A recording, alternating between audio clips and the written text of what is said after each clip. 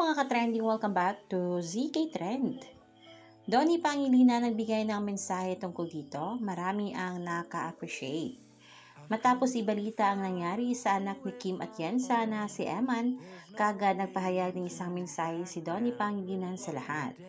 Close ang family ni Donnie sa pamilya ni Kim Atienza, kaya naman ay sobrang nibigla at nalungkot ito sa biglaang pangyayari ni Eman. Ayon dito kay Donnie, head up, you're doing great, you are not alone, you are loved. Ayon pa dito, hey you, cheering for you, you got this. Maging ang kapatid ni Donnie na si Ella Pangilinan ay nagpahayag rin ng isang mensahe. Marami ang naka-appreciate sa ginawa na ito ni Donnie, ginamit niya talaga ang kanyang platform at marami rin ang naka-admire kay Donnie dahil talaga naman always been a mental health advocate. At kahit sobrang busy ni Donnie, he never misses to cheer all of us. Ito talaga ang literal na kung sino pa ang nagpapasaya sa atin, sila pa yung kailangan ng pahinga.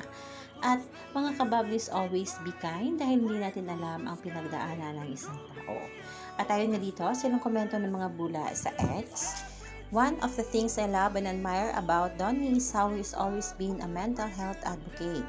Minsan kung sino pa nagpapasaya sa atin, sila pala yung kailangan ng pahinga. Check on your friends, kumusta ka? Yung totoo. Hashtag Donnie Pangilinan. At ayon pa nga dito, I echo your words right back to you, Donnie Pangilinan. I hope you know they're true for you too. Hashtag Donnie. As a mental health advocate myself, besides my life as a fangirl, this makes me so proud of myself. I choose the right person to admire ever since. Amidst his busy days, he just never misses. Kayo mga ka-trending, anong opinion nyo at reaction nyo tungkol dito? I-comment na. Hanggang dito na lang. Maraming salamat sa inyong patuloy na panonood. Then I'll get back up, try again, come back stronger, no one.